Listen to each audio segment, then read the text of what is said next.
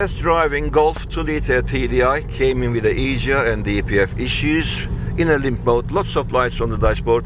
What would you like to say about your car? How was it and how is it now? Well, it was literally running like a donkey, for want of a better word, but now it's running a lot better than when I first bought it.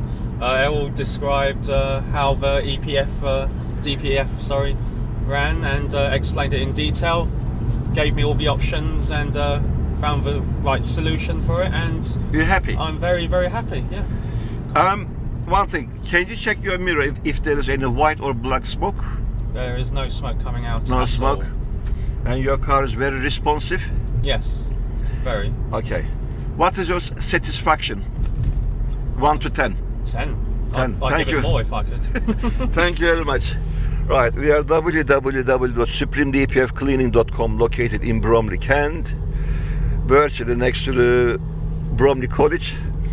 You can reach us on 07533 636 194 with your DPF, EGR, turbo and injector issues. Thanks for watching.